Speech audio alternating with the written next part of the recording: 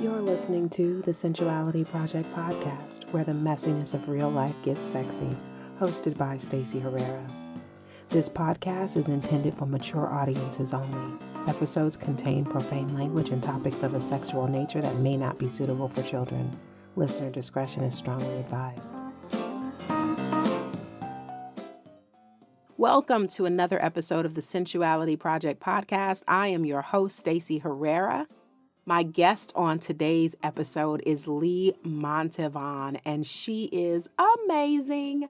She is a sex positive, body positive, feminist coach. She is just so knowledgeable and so insightful. Her Instagram feed is so inspiring. It's one of my favorite pages. And we talk about so many things on this conversation. Like, it's juicy and expansive and deep. Like, we go deep. In fact, if I'm honest, I was on a soapbox for much of this conversation, because we were talking about all the bullshit. Let me reframe that. We were talking about all the bullshit turned fertilizer that has been 2017. As we near the end of this year, there is so much to be reflective on. So many things happen. It's been revolutionary, and we talk about some of those things. So everything from rape culture, how rape sometimes looks different than you expected it to look. We talked about male and masculine fragility and how we need to really be intentional about raising the kind of men that we want to marry or date or whatever. And we talked about books, and we just talked about a lot of shit. It was a really great conversation. I enjoyed it so much, and I know that you are too. So I'm going to stop talking so that you can start listening and diving deep into this juicy, delicious, expansive, evolutionary conversation.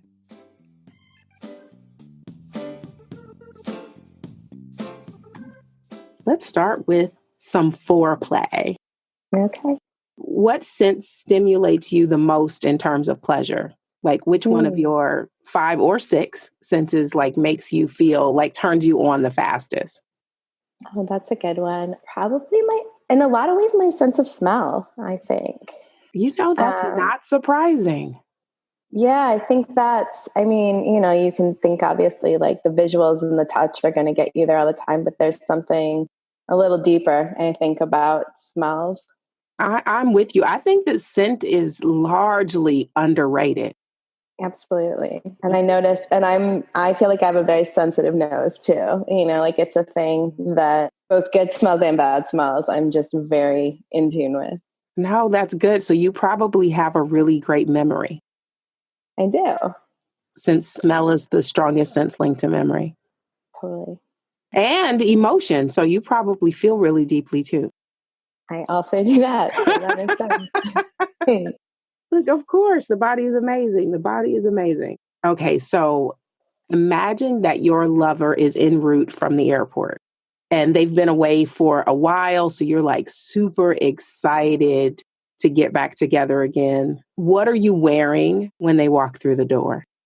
I think probably something that's revealing but cozy. I'm very much a cuddle up at home kind of person. And so I am thinking like shorts and a stretchy tank top and no bra. Nice. I'm a cozy at home kind of gal myself. Home is my favorite place to be. Yeah, me too. It hasn't always been that way, but over the last several years, I think that's been more my thing. I've become a lot more of a homebody, but in a good way. Yeah, I feel you. Okay, so last foreplay question. And now I'm going to give you 3 descriptors and you tell me what the item is. So 1, a couple of good yanks will get me off. Wiggle me too much and I'll pop. And last one, I'm made to be stuffed down a throat. What am I? Ooh. I'm going to read them again. Okay. Yeah. I have an idea, but I don't know if the last one works. Okay, a couple of good yanks will get me off. Wiggle me too much and I'll pop. And I'm made to be stuffed down a throat. I was thinking champagne, but you're so super close. Oh, yeah? Okay. Yeah. I was it's close, but not stuffed down a throat. Okay. But Yeah, cork. Like you were so on it. Oh, okay, totally. Like you were Okay. so on it. The pop I think was a good hint. Yeah, I was stuck on pop, and I was like, okay, yep. No, I'm not good at those. And I think Mhm. so far, I think I've had like 3 people to like guess, but most of the time, like my mind goes straight to the gutter. Well, mine does too, and then I have to take it back. So I'm like, okay, well, that's not where we're going. So where are we going? Exactly, exactly. So tell me your experience living in a female body. Like when you think back on like from where you are right now to like as far back as you can remember and knowing like seeing how you've shifted and changed. Like what is it that you enjoy the most about living in a woman body now? Oh, that's a good question. I think the thing I like the most just about just being in my body in general is that I'm super sensitive. So obviously in some ways that can be rough, but for the most part it just means like I feel sensations really intensely. I think, as soon as I started masturbating, I realized like, oh wow, like this is so much more intense than sex. I actually started having sex before I started masturbating. Really? That's so Yeah. curious. Yeah. I I think you might be the first person that I've ever met to have that experience. That's interesting. Yeah. I mean, I don't think it's common. I grew up Catholic, and so there was like two sides of things. There was a little bit more like repressed side of things and not talk about sex. But then I also started having sex pretty young, so they didn't always match up. So I really didn't masturbate until I had like a friend talk about it, and I was kind of like, oh, why am I not doing that? so, That's um, amazing. That's amazing. yeah. But yeah, I've always like, so just like the sensations my body's able to feel, have always been pretty amazing. I've always been like multi-orgasmic, and I was able to squirt when I was like a teenager and didn't even know that that was really like a thing, because I didn't watch a lot of porn, and it wasn't really a thing that people talked about. And then when it kind of became the whole thing that everyone was speaking about, I was like, oh wait, everyone can't do that. So I mean, I do believe everyone can do it, but it takes some work for some folks. That is fascinating. Look, I'm still stuck on the sex before masturbation. I don't think I've ever met anyone that had it. And not that there's anything wrong with it, but I never thought No, about it totally. actually until but yeah, I don't think I've Right. ever And heard anyone say that. well, and like I'm sure I probably touched myself in some ways, when I was younger, or like pressed against something. It's not that I had like no sense, but I didn't like masturbate with any kind of intention Hmm. or really have an orgasm that way until I was like maybe 17. Wow. Yeah, but I had sex for the first time. Well, if we're talking oral sex, when I was 14, and sex when I was, intercourse when I was 15. Yeah, I started masturbating as far back as I can remember anyway. I think it Yeah, was which is super normal. yeah, I think it was like 8 and then I Mhm. had intercourse when I was 16. Okay. Yeah, I've always loved sexual pleasure though. Like I Right. always loved it. And I do remember like knowing or feeling like I needed to hide masturbation. And it wasn't like I don't remember anybody talking about it, but there was something like innately that made me feel like it was something I was supposed to be like keeping to myself or something. Yes, definitely. I felt the same way. No one talked about it. Like it wasn't a thing my friends talked about. It definitely wasn't a thing my parents talked about. I don't remember any specific sex talk. Like I know that I had somewhat decent sex ed when I was in school growing up, but never had like a conversation with my parents about it. And then and even the things at school, there was never any conversation about, pleasure or masturbation or any of those kind of things. It's just all mechanics. Yep, they just like show you some pictures and then the baby thing. Like Yep. and then they stress like abstinence and disease, but they really don't Yep.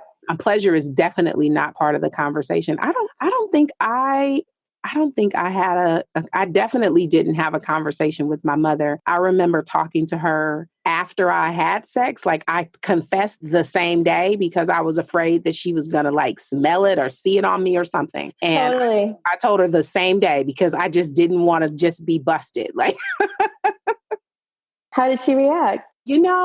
She reacted okay at first, but then later she used it as a jab against me, and that was very wounding. And I know that was a defense mechanism for her, and it wasn't, intentionally to kind of give me some kind of mental head trip, which it did, but that wasn't her intention. I'm sure it was like a knee-jerk kind of defensive thing that came like months after. So, but that really shaped me as a mom. Like my own sexual experience really shaped the way that I approached like sexuality with my daughter. So like when my daughter was little, like when she was an infant, I knew that when I took the diaper off, she was going to touch herself. So I would just like always like baby wipe her hands before I removed her diaper because I already knew what was going to happen. And then when she started walking, and I used to give her like diaper-free playtime every afternoon or whatever. And so when she started walking, I used to tell her, it's okay to touch yourself. Just make sure your hands are clean. So we would always like wash.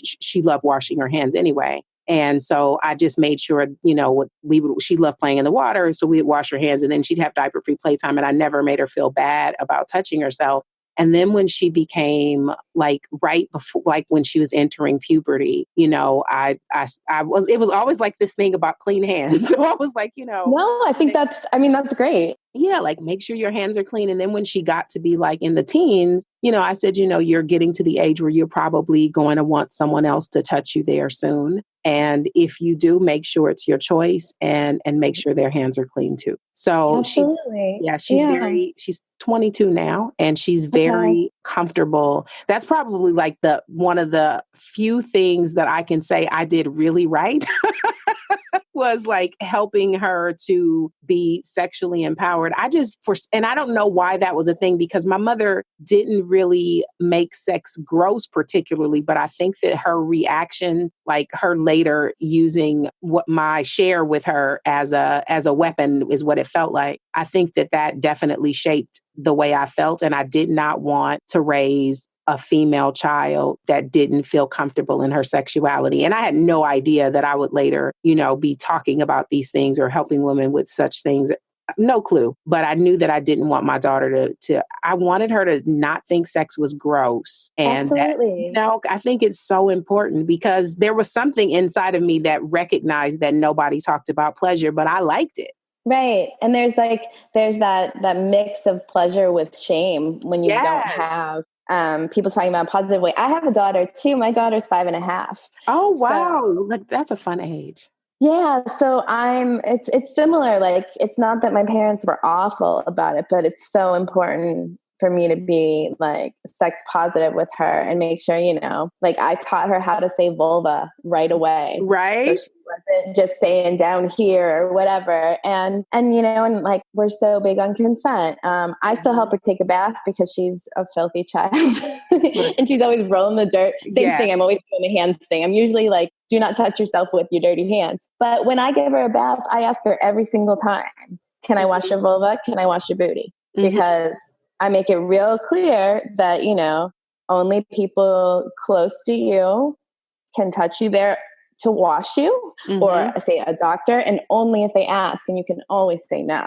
Yeah. And like, I just don't think our parents taught us that. Like, I don't think we got that sense of like what consent really means at a young age. And so, no, or ever, like ever. And the different kinds of consent that exist because, even, and I don't remember having this conversation, but I imagine if I did, the only consent that was ever really discussed was about someone forcing themselves on you sexually, like in terms of penetration. You know what I mean? But that's only one kind of consent. I don't remember anybody ever like telling me in a relationship, for example, because so often when we think about rape, we only think about it in terms of like not someone that you're actually in a relationship with. But a lot of sexual assault happens with someone that you love. Oh, absolutely. Like, I think that needs to be. So I had a friend once because I've been raped twice. And the second time I was with someone I was in a relationship with. And I remember like having a conversation with one of my girlfriends. And she was like, you'll be hard pressed to find a wife that hasn't been raped by her husband. And when I sat with it, I was like, fuck, that's true. And that sucks, but like that's a consent that I think a lot of people, because there is still this idea for a lot of people that like once we're married, particularly marriage, like once we're married, I can get some anytime I feel like it, whether you want to or not. Right. And I think a lot of people, I think a lot of women go into that thinking that that's okay, Mm-hmm. And like, I never want to sound like I'm coming from a victim blaming place, but instead like just an empowering place that if you hear early on that your body is yours and you can always make those decisions, then, not to say things don't still happen, but at least you can know that it was a violation, Absolutely. Absolutely. I know the first time that I was raped was a friend, and it was 20 years before I even knew that that's what it was. And it was like in therapy, I was like, I don't even remember how the story came up, but I was in therapy and I was like sharing the story, and my therapist, her face changed. Yeah. And she was like, Stacey, do you realize that was rape? And I hadn't.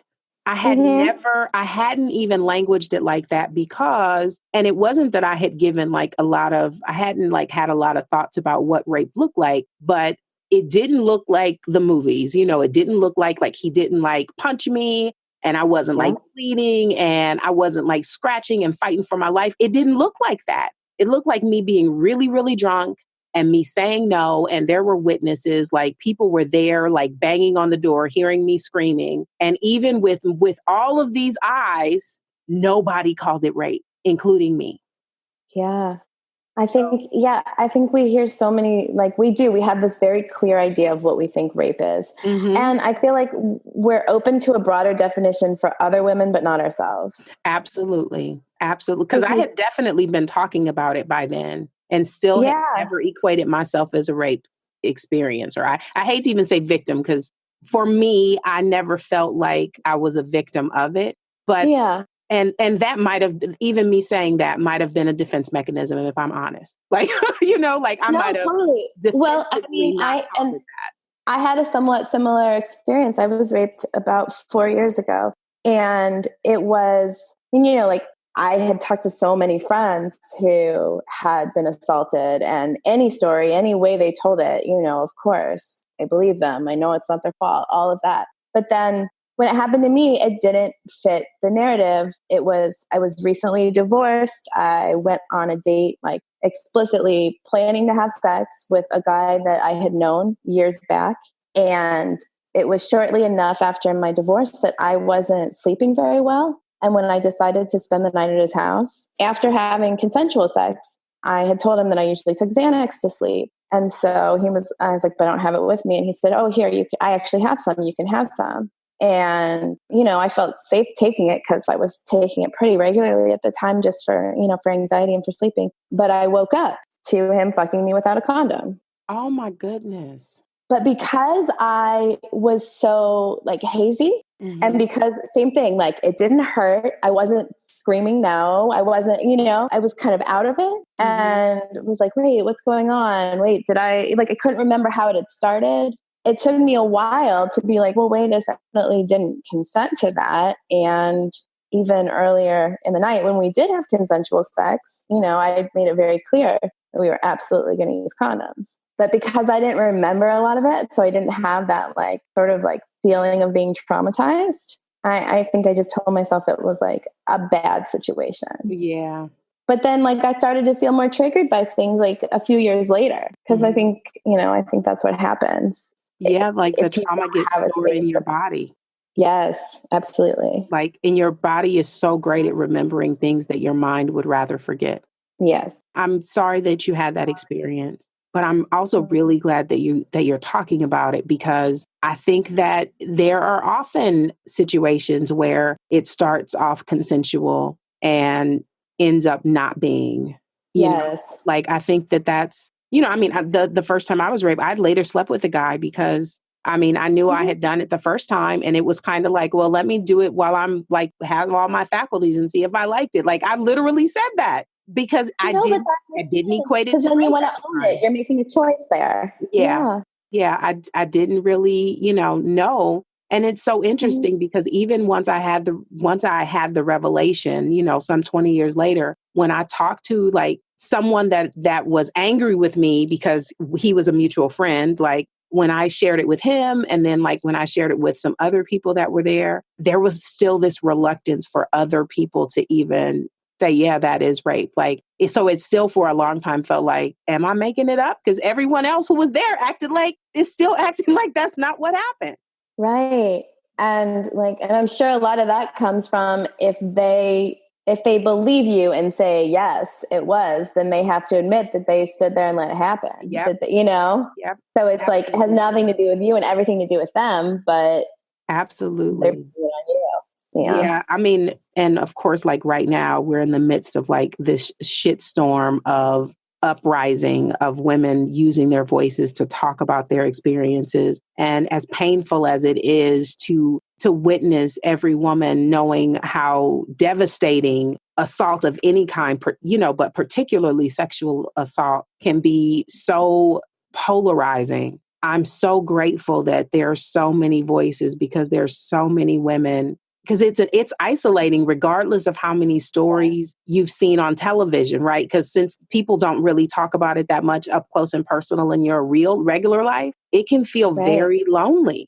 Absolutely. And yeah, I mean, no, just watching all the social media, all the Me Too stuff is like, Hmm. it's this thing where it's validating, but it's also like, oh my God, like there's just nobody who hasn't had some kind of situation where, It's rare. It's rare. And then you don't really know because there's always going to be someone where the weight of the shame is just so big that they can't vocalize or share. So yes. you know what I mean? So it's fascinating, but I think so often because it's been this quiet, hushed thing, and for so long, it's been that, if a woman is sexual, and not to take away from men that have been sexually assaulted, but if a Of woman, course. is sexually assaulted, for a long time, it has to be her fault. Oh yeah. And I think even if you know it wasn't your fault, like you don't really have much recourse, Like even though I was able to say, okay, like this isn't my fault. I didn't do anything wrong. Well, what if I had wanted to do something like what if I'd wanted to press charges? Nobody would believe me. Right. Just like knowing Yeah. that so clearly, like I didn't go straight to the police or straight to a doctor. I didn't have any physical signs. I consented to sex with him earlier. You can see that we chatted about sex through text. You know what I mean? Like Absolutely. and I don't know that that's what I would have wanted to do anyway, but like there's just something really disheartening about knowing that like that was never an option. Exactly. Yeah, I mean, and you get to change your mind. Like you can change your mind once the dick is in. Like you can be like, look, I Actually, changed my mind. Remove your yes. hands from my pussy. Like stop now. Like you can change your mind anytime. But the way that women have been treated when they have spoken is even like sex workers. Sex workers can be Yeah. raped too. And people act like if Absolutely. that's your job, then there is no line. But that is not the truth. We have complete autonomy of our bodies and we get to say, mid stroke or right before entry Absolutely. or before we even go there. Like anytime we get to say no, or I changed my mind, or I wouldn't enjoy this. Yeah. And I think most people don't feel empowered to do that, to know that Yeah. they can. Yeah. They feel like, okay, like you don't want to say, like, oh, I owe sex to anyone. Most people wouldn't say that. But then in the actual, like, in that situation, I think there is that feeling of like, wow, I came over, we started, I can't stop now. Yeah. And Yeah. And there's a thin line between just not wanting to and like pity sex. I mean, I've had pity sex where it's like, yeah, he's probably not gonna get no pussy for a long time. I'm gonna just donate this to him tonight. I've done that. That's not the totally. feeling like, you know what? Mm-mm. Like, you know what I mean? Like we get to now, Yeah. even pity sex is a choice. That's still a conscious Exactly. decision that you know what? I'm not really attracted to you, but I'm gonna go on and fuck you. As opposed to, I don't even want you touching me. Exactly.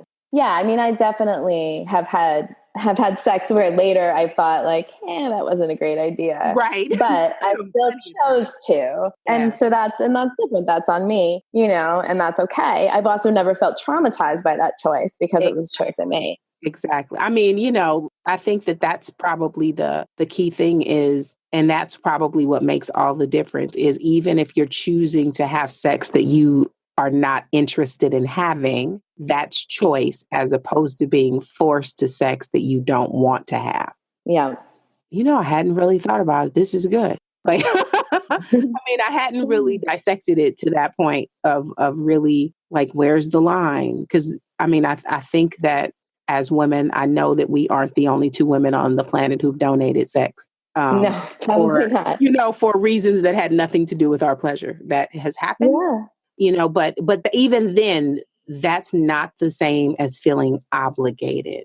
Right. Feeling like you can't not do it. Though I did hear something like that was really interesting about all the different ways like what enthusiastic consent should be, that should be like reversible and explicit and all of those things. I read somewhere something along the ideas of you can coerce someone by you don't always have to be like aggressive to be coercive. You can also like wear somebody down. I thought that was an interesting way to talk about it. Like someone can almost guilt you into sex. Oh, absolutely. Because when we think of someone coercing someone, we think of it as just like, come on, baby, like all that stuff. But sometimes it's that pitiful, like, yeah. For sure. I think that the pitiful is more emotionally manipulative, though, because it's very easy to not recognize that you're really being pushed into it. Look, I'm thinking of a few examples of people that I know in my own personal life that have done that to me. Yeah. And I will say, though, if I've already had bad sex with you, it doesn't matter what you say. If I already know it's bad, it's like, why would I do that to myself? Like, I'm not even feeling that sorry for you because it's not really worth the time to take off my clothes. So, right. No repeat pity sex. But even the one person I'm thinking that has used the pity manipulation on me so many times, I did have, especially in my younger years, I did have repeated, not pleasurable sex. Sure. Yeah. Yeah, it's so layered. It is so layered. But I think like right now, there's so many conversations that are happening right now that have needed to happen. And I think that because, again, like I am not excited about the state of US politics at the moment. However, I think that it's really a catalyst. It's like an accidental win because of all of the dialogue that wouldn't be happening if things had resulted otherwise.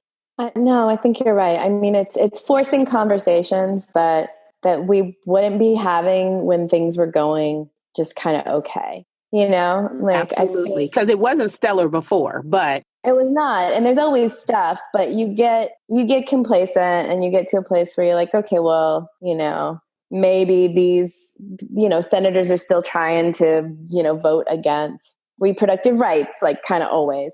But generally speaking, the state of the world is still okay. And right now, the state of the world is not okay. But at least we're talking. At least we're looking for solutions outside of politics, basically. Absolutely. And I think that like just the nature of humans in general, we fall very easily into complacency, and we rarely, at least like in terms of the mass general population, we rarely take action if there is not discomfort. Yes, absolutely. So this is the most discomfort I have ever witnessed in my lifetime, and I'm 44. So I mean, and not to take away from the times in history where it's been really, because this is still not as bad as what other, older people have experienced in their lifetime. But this is the most massive collective discord I can remember in my lifetime. Oh, absolutely. Yeah, me too. I'm 38. So, but yeah, like I really thought the Bush years were going to be like Right? our worst. We're like, okay, we're past it. We can move on. We can tell that story to our kids. But yeah, This is almost, I keep waiting for them to be like, we're punking you. Like, no, seriously. because I can't even, like, when I hear stories, or even if I just like go on Twitter and scroll through the Twitter feed, I Yep. still cannot believe that this is reality, because it's so laughable, like 7 days out of 7 days. Oh yeah. It's like it would be if it wasn't real, it would be hilarious. Like that's Exactly, because because it it's seems so like absurd. an SNL sketch gone really exaggeratedly long. Like, No, absolutely. I saw something the other day where somebody said, if you could go back to 2006 and tell yourself that Kid Rock would be running for Senate and talking to Eminem about the rap he wrote about President Trump, we'd all be like, what? Like none of that seems real. at all, but it's But like here for we are. reals. And this has Yeah. been the longest first year of any presidency I've ever experienced. That I'm like, fuck. It I seems like it's know. been so long. I know.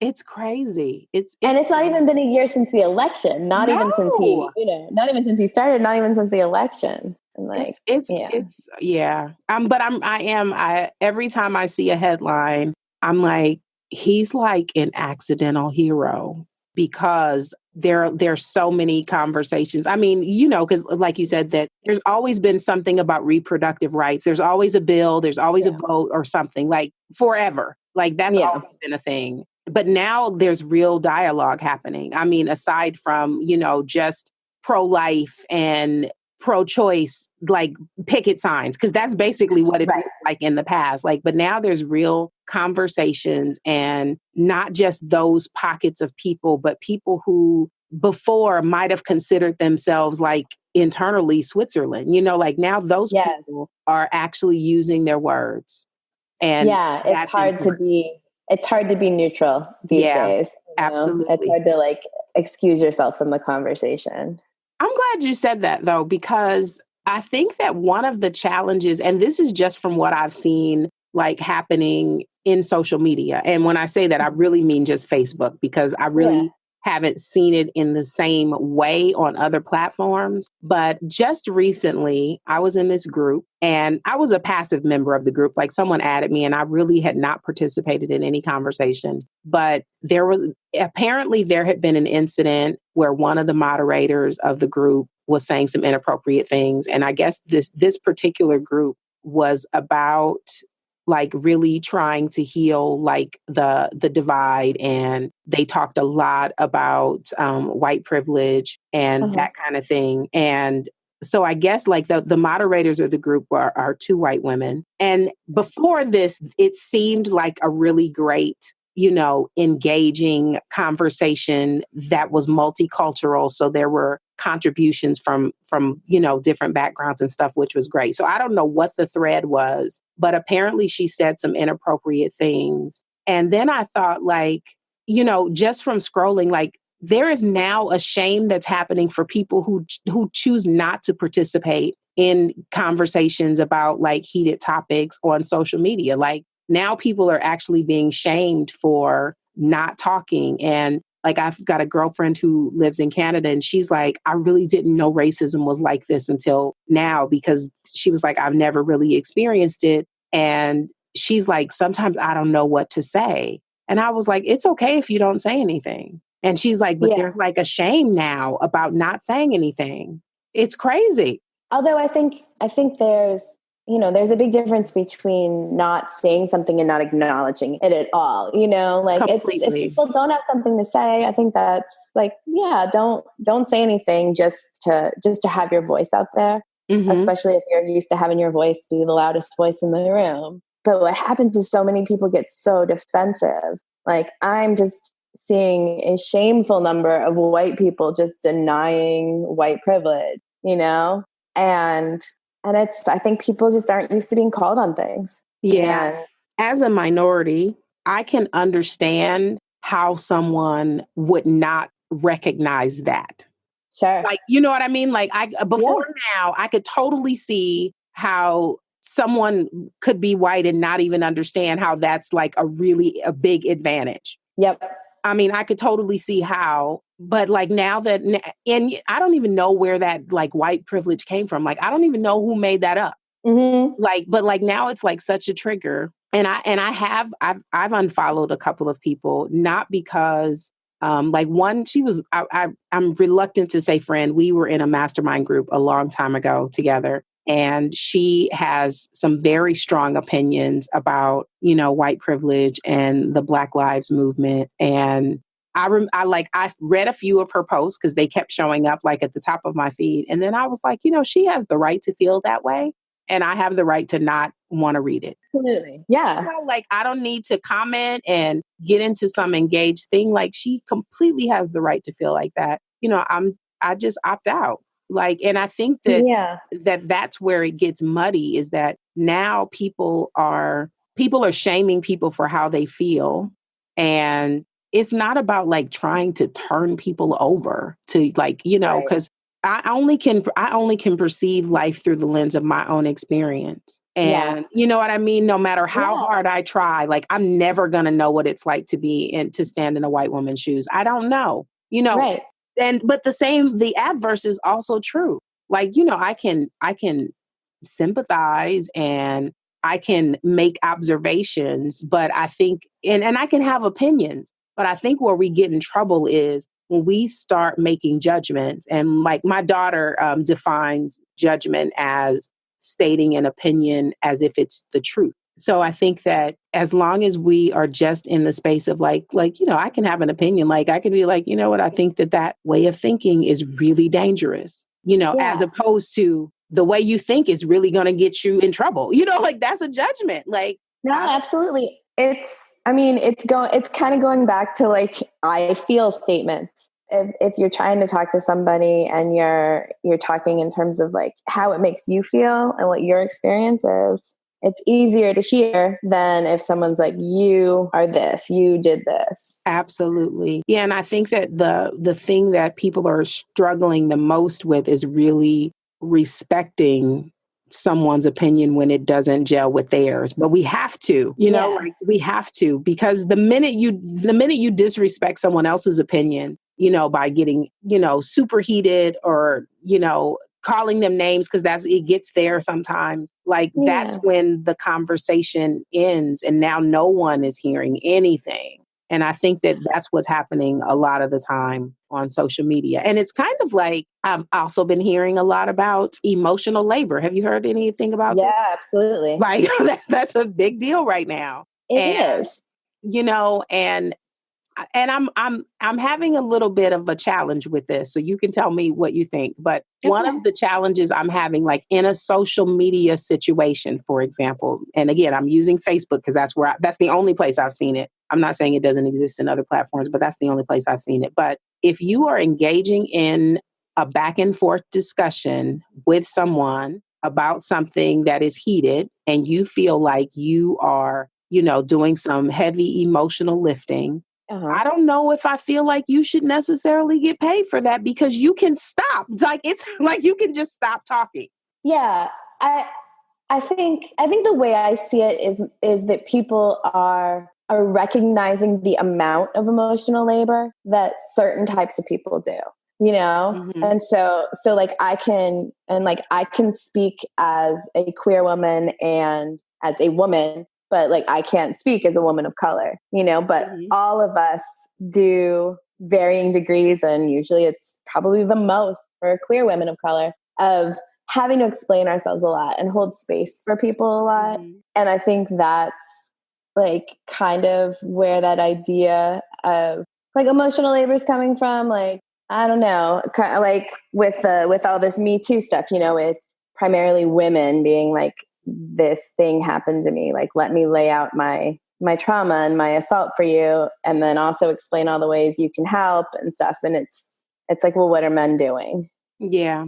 Well, I'm glad you explained it, because I read an article about it before I saw the engagement. But in the engagement I saw, there was someone invoicing for emotional labor. Yeah. And that's where I was like, well, couldn't you just stop participating? And then I don't know. So I'm glad you I explained hear you. I agree with you on that. I think when you get there, you have to say, okay, like part of like getting the concept of emotional labor is recognizing like I'm doing a lot of emotional labor here and I don't want to anymore. Right. And then like stepping away. Exactly. And that I'm glad we talked about it because I was so confused. I was like, what the fuck is sending an invoice when you could just stop typing?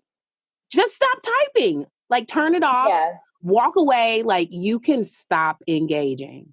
Totally. Well, and I think one of the first times I heard like the kind of the explanation of emotional labor was specifically like in relationships and especially in like male-female relationships. Yes. And that's where I first heard it. That's why when I saw it on Facebook, I'm like, what the fuck is this? Because that wasn't the concept that I heard. Yeah. Right. So like that idea that, you know, a lot of times still, even in a relationship that seems fairly equal, if like a woman and a man are both working, the woman still ends up doing a lot of stuff that looks more like emotional labor. That's stuff like taking care of the kids and things like that. But it's also like a lot of this internal stuff that it's hard to quantify. Yeah. Like so many times, like if you're looking at like hetero relationships, you've got the woman is the one who knows everybody's birthday and remembers, you know, to send something to her mother-in-law or knows all the teachers' names at school and which one their kids having an issue with. You know, it's just like, it's all the information you're kind of holding. Yes. And that's been my experience. That's been my experience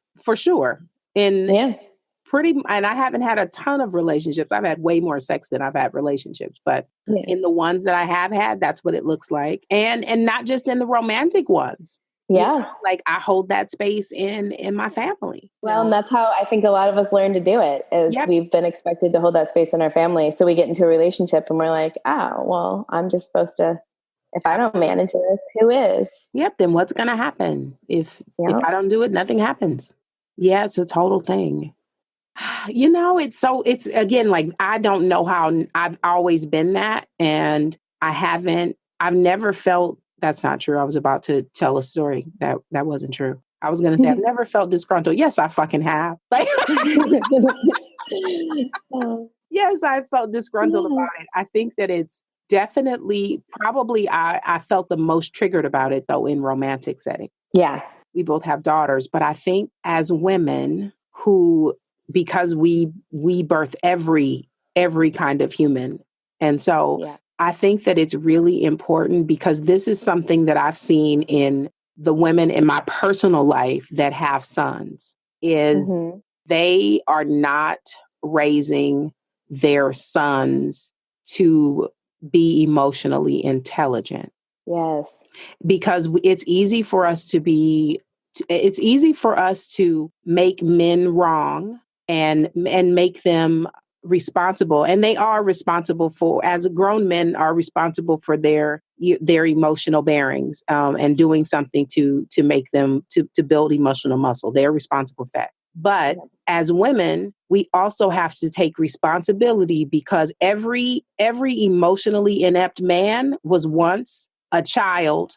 Yes. That was reared by a woman, regardless of whether his father was there or not. I think that as women, and of course, I don't have a son. So I can't speak to it from experience, but I think that it's really important for women to really cultivate and nourish the emotional part of their sons, especially if that is where you have experienced the most difficulty in your own relationship. If you're in a hetero or whatever the dynamic is, if you are engaging with someone that identifies as male. Yeah. You know what I mean? If you're struggling with that shit in your personal life and your son is down the fucking hall, you need to be cultivating that right now. The seed needs to be planted because one day your son is going to be in a relationship with another person and that other person is going to be struggling with the same shit that you're struggling with. Yeah. And so we have to take responsibility for because again, like I've never met an adult that came as an adult. They started off as a child. Yeah. And well, and the emotional side of things with men is such a big deal, you know, like all all these, like there's been, with the shooter, God, in Vegas, all this like stuff that's coming out of this like intense like male anger. And like, where is that starting? Like, like we don't let little boys be sad and cry and feel their feelings. And I think when that doesn't happen, they don't know what to do with their feelings. No, and they dissociate. They often put it on the people they date when they get older. Absolutely. Yeah, they dissociate really young. Oh, yeah. Really young. Well, I watched this thing that like I was, my daughter's school had a fall festival a few weeks ago, and there was a little haunted house that you could walk through, and it was actually pretty scary for the kids. It was kids were dressed in costumes, but like totally silent, and so they would jump out, and the people had said, this is pretty scary, kind of for the older kids. And my daughter's in line, and she's in kindergarten, but she is fearless, so she very much wanted to go in because that's her personality. Like when I was that age, there's no way I would have gone near it. But she's in line, and she's a little thing, but she's just, so she's just that's her. And there's a boy in line who's maybe a year or two older than her, probably like a second grader. And he's saying he doesn't want to go in, and his dad is just pushing. He's like, oh, come on, look at her. She's going in. You can't go in. She's going in. And I'm like, oh, because if a girl can do it, man up. Yeah. And I was just like, look at all this toxic shit you're putting on your kids so early. Like, why does he need to like prove he's a man by going in, like he's probably 8 years old, like let him be. But it just showed like, that stuff is insidious. And like, I'm sure you get those messages over and over, and then you're like, all right, well, there's a certain way to be a man, and being emotional or scared or whatever just doesn't fit. And certainly no tears. You are not allowed to cry. Oh, yeah. Like men are not allowed to cry. And not to say that there are a lot of women that don't feel like they are allowed to either, because, no, totally. We later get, as female children, we get a little bit more leeway about feeling our emotions. But then when we get to a certain age, people don't want to hear that shit. Stop that fucking crying. Like, like they turn it off. Or they think it's manipulative. I've had that in shitty relationships, that idea of like, oh, well, you're just crying to make me feel bad. Like as if you're crying, like your tears and your emotions are somehow weaponized instead of just being how you feel. Exactly. And, it's interesting when my daughter was younger, I remember a few times like her crying and her tears making me angry and not understanding why am I mad because she's sad, right? And it wasn't until, thankfully as women, we're able to have conversations with other women about our feelings. And sometimes we're able to draw conclusions to resolve things, which again is a space that men don't really have. Yeah. But I remember like having a conversation with one of my girlfriends, and she was like, it's not that you're mad that she's crying. It's you just don't like the way her tears make you feel. And that was the thing. Yeah. That was the thing. I didn't have language for it. But again, like, thankfully, as women, we are allowed to talk about our feelings with other women. Right. And men put don't a man in that situation, like seeing his son cry, and he feels angry or upset, but he has nowhere to talk about that. No then place. He's more likely to take it out on his kid. Yep. And it happens all the time. Yeah. It happens all the time. I mean, that was clear. That was my stuff. It had nothing to do with her. And I didn't know, but, it bothered me enough to be like, hey, to my girlfriend, like, a couple of times she's cried and I've gotten mad. Why am I mad? But we don't have because you had a space to kind of like investigate that and talk that through.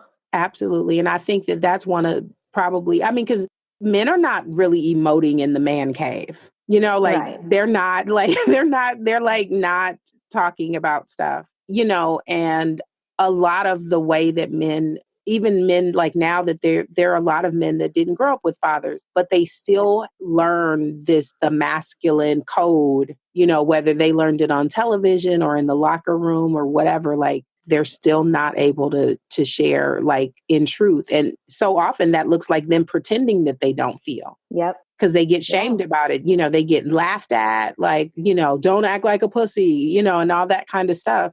And so, of course, when they are in a situation where they're met by, this female person that now has all these feelings and their feelings triggering his feelings. What is he supposed to do with that? Yeah. And then you see him getting angry at his partner's feelings and his partner's tears because he's like, everyone's always gotten angry at mine. So like emotions aren't safe. Yeah. It's so unfortunate. It's so unfortunate. I think I think that it has to, we have to start doing it with the little boys. We can't stop touching them, for goodness sake, because that's one of the things, in light of all the sexual trauma and harassment and stuff that's coming to the surface. One of the things that nobody is saying, that a lot of this is not even male bravado. A lot of these men, their skin is fucking hungry. They stop being touched. Like, boys do not get touched as often. When they get to a certain age, no one's hugging them, no one's kissing them. And now their bodies come online and they want to be touched and they don't have language for it. And now they don't know how to pick up non-sexual cues because people stopped touching them when they were 5. Yep. And now they're aggressive, because they don't know how to approach, or they don't know where the lines are. And part of it is because the same way we have quarantined their emotions, we have isolated them. And we already know what happens to human beings when they are isolated and not able to touch other people.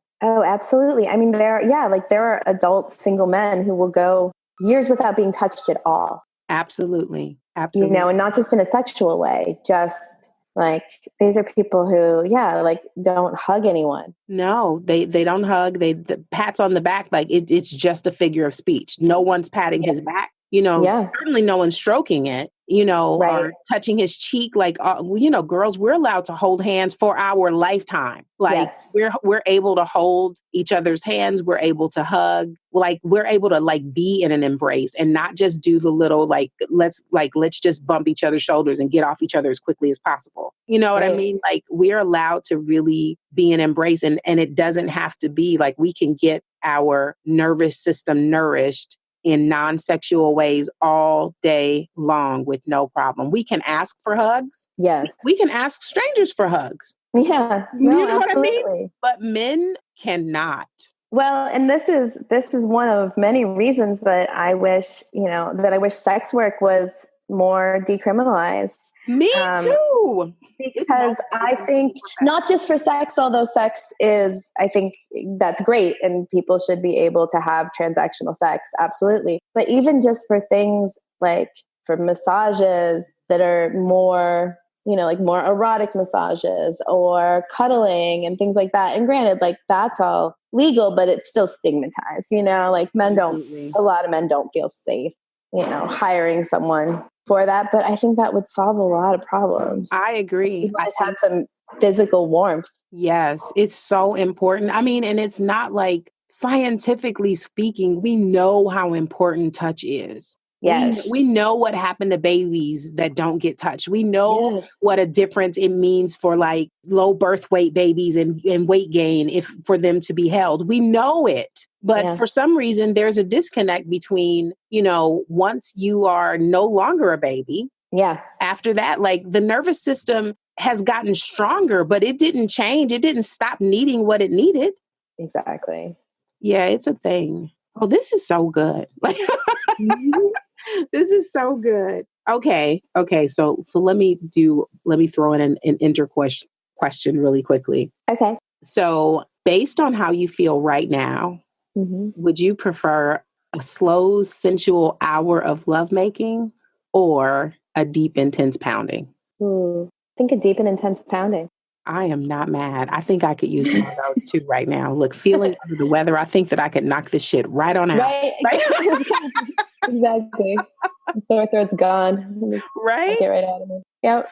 One, I think that there's not enough, people don't really equate sex with a powerful immune system, but they go together. Oh, absolutely. They go together. And instead of flu shots, we should really be promoting healthy sexual relations.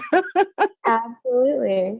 Imagine having that. Now you can get a flu shot in the pharmacy. I was in the library the other day and they're having a day where you can get a flu shot. You can almost get a flu shot at the fucking gas station. But totally.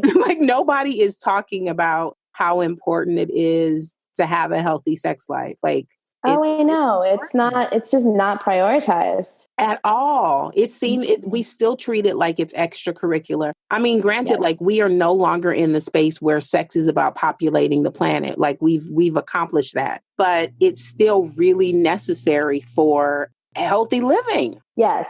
And we don't look at it that way enough, that it's like good for your brain and good for your body and good for your relationship. It's more like, oh, well, it's fun if I have time. But like, if Yes. you don't I was just talking to a client about this. Like, if you don't prioritize sex, I promise you, you're just not going to have it. Like, if you have 10 things on your to-do list every day and you barely get through them, and like, let's say you do 9 of those things and then you have a free hour. If sex isn't on that to-do list, you're going to be the other thing on the list. Like you're going to get your shit done because that's the mindset you're in. Absolutely. Yeah. Which is like, go, disgusting. and that's fine. But then you're not just going to magically have time appear for sex if you don't give yourself time for it. And having sex will make you have more time. Yes. Like, because it raises your energy. Like, you are definitely more productive when you have sex more frequently. Yes. And you're more relaxed and you sleep better. Yes. Yeah. It's really like the best vitamin ever. Yeah.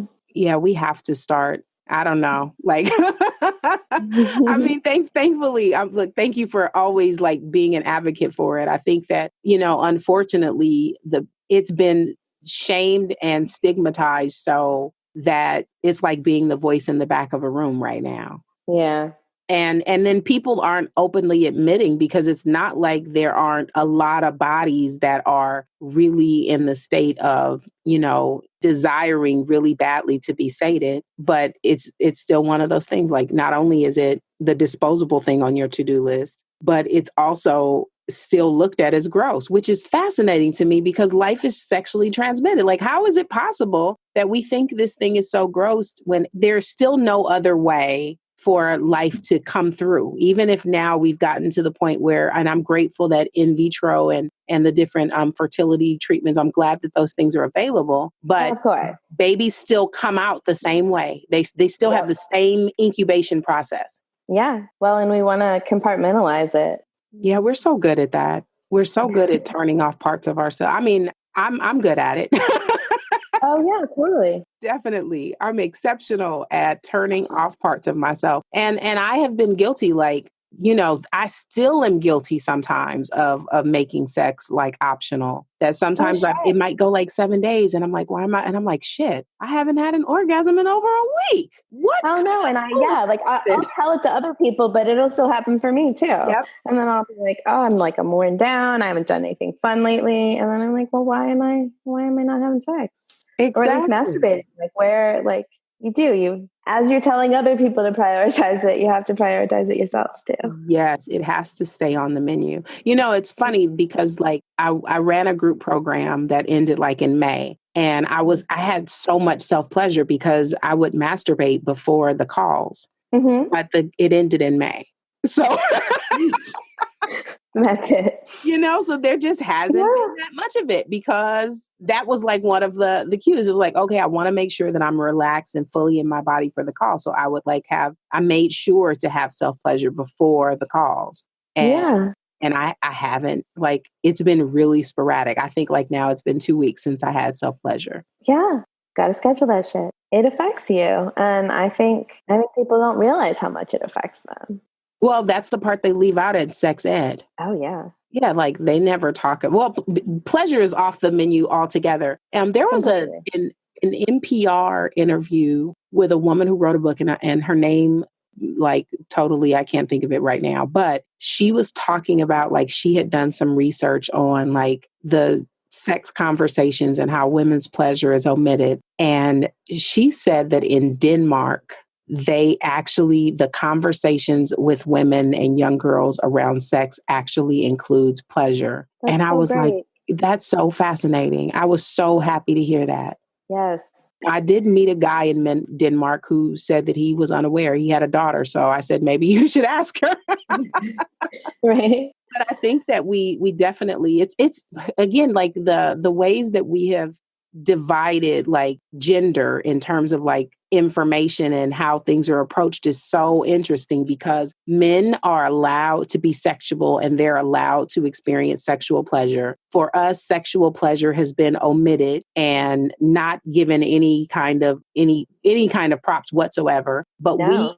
are allowed to emote and they're not allowed to emote. And as if sex and emotion are two different things, as Oh, if they're absolutely. not so intricately linked together. Yeah.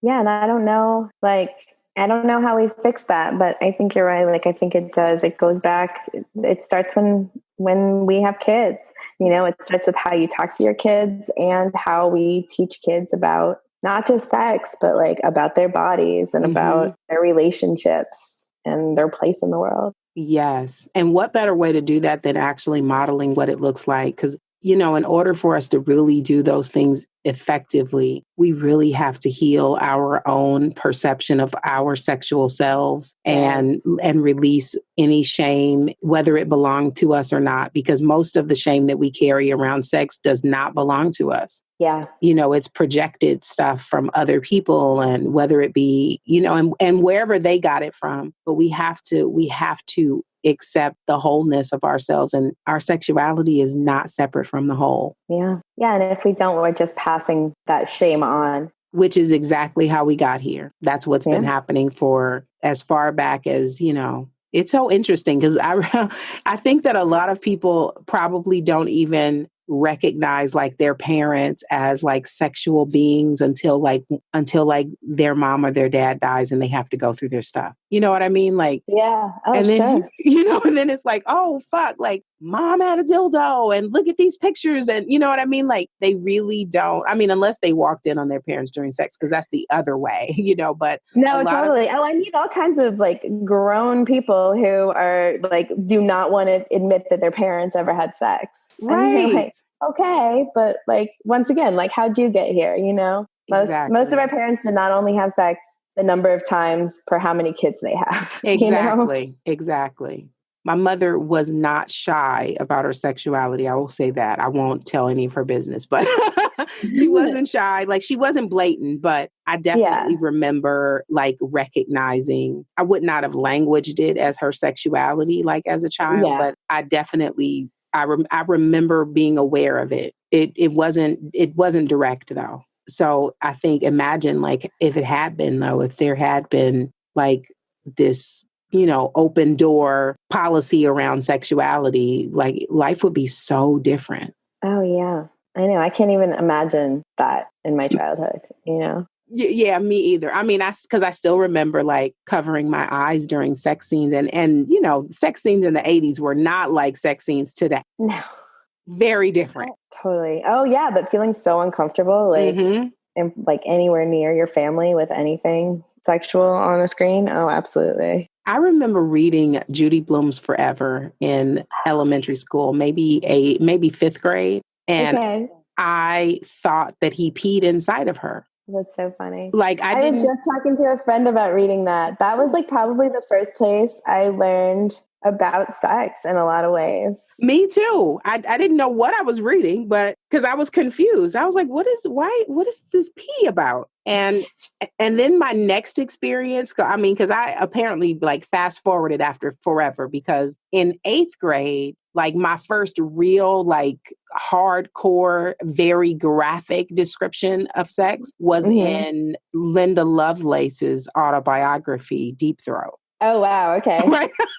Totally. How did I go in 3 years? I went from Forever to Deep Throat. I remember like not being able to believe what I was reading because I didn't have any exposure before that. But I definitely developed a taste for sexual books after that, though. Yeah, sure. Did you ever read Go Ask Alice when you were a kid? You know what? I had the book. I don't know if I ever read it, but I had it. I don't know where I got the copy from, but I remember owning it. That was another one I remember. It was like that and Forever were the ones we passed around, like 7th, 8th grade. It was supposed to be like an anonymous story of a girl who like was a drug addict and, like all this stuff. But there were a lot of really graphic sex scenes in it too. Yeah, I remember that being a big thing, like sort of passing those things around. Even when I read Forever in 8th grade, and I had a teacher take it away from me. I went to Catholic school, and she told me I couldn't read in class. And I said, well, I'm done with my work. That's why I'm reading. And she's like, well, I'm going to give you extra credit then. And I was like, okay, fine. But then she pulled me aside and was like, I want to talk to you. She's like, does your mother know you're reading this book? And I was like, my mom doesn't censor the books I read. Right. Because like, you know, and it was like, my parents are fairly conservative, but I never went through a thing where they were like, you can't read certain books.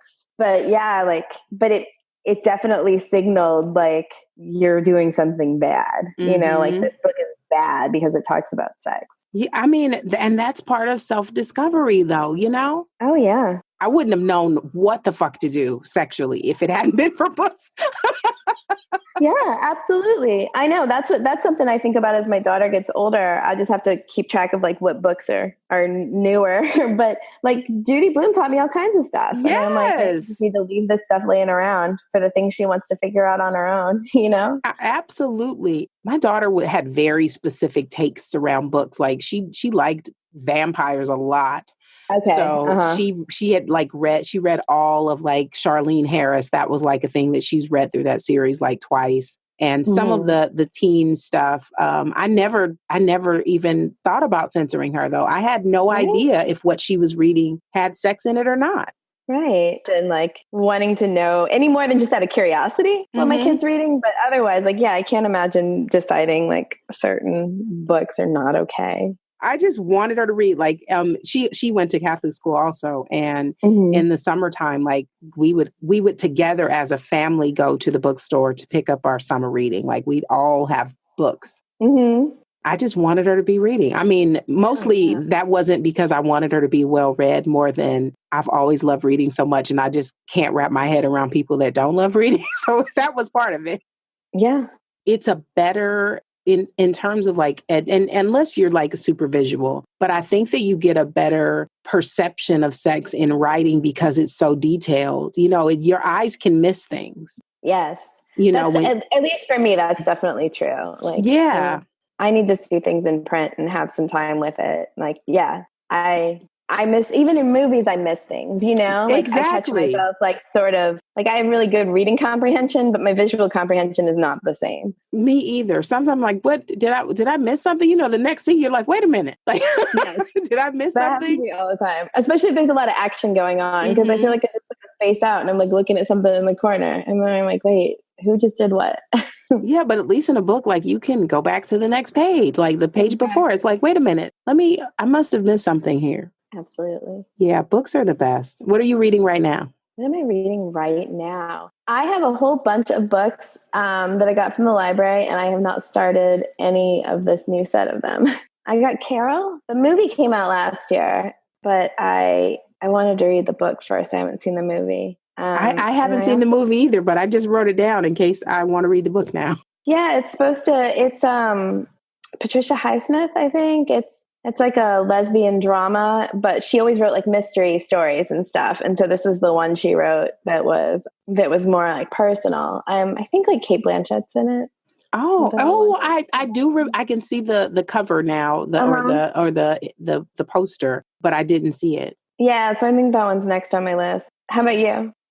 Like you, I've got a stack. I think right now I'm at a low. I think I only have 15 books checked out from the library right now because I'm insane. But I'm reading, I can't think of the author's name, but I'm reading this book called Magician Impossible, which is, it's out because I kind of wanted to. I just finished a book about, what was it called? It was called Watch Me Disappear, which was great. I can't think of the author's name right now, but it was about this woman. That sounds familiar. Yeah, she disappears and like her husband is trying to figure out, like he's trying to get her declared dead because it's been a year and nobody found her body and kind of thing. But then he ends up discovering like stuff about her that he didn't know. That was really, really good. Ooh, that sounds good. But then I was like, I kind of want some fantasy in my life. And I happened to be picking up some books I had on hold, and the hold section is right next to the new section at the library, which is dangerous. And I ended up getting this book. It's called Magician's Impossible. And it's kind of like this whole like underground spy world. The spies are like magicians. So I'm really enjoying that. Awesome. I will put these all on my list. Yeah, I think that when it comes to fiction, it's so. I think that fiction is so good for to observe human behavior. Oh, absolutely. Yeah. Because you get like insight into the person's mind, like not just what they're doing, but why they're doing something. And so I think that, I feel like I can see people a lot better because I am such a fiction whore. Yeah, sure.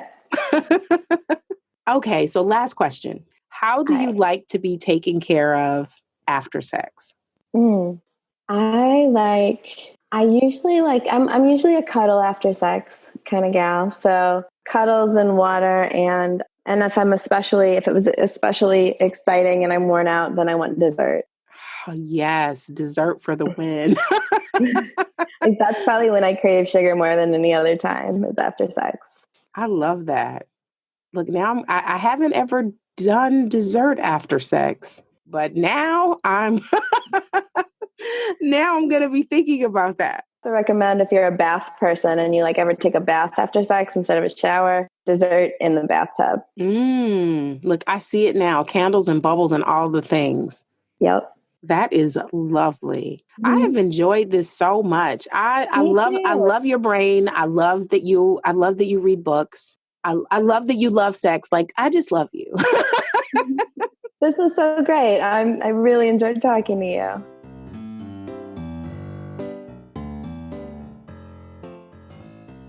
The Sensuality Project is produced, edited, and hosted by me. Music by bensound.com. The Sensuality Project podcast is a production of StaceyHerrera.com.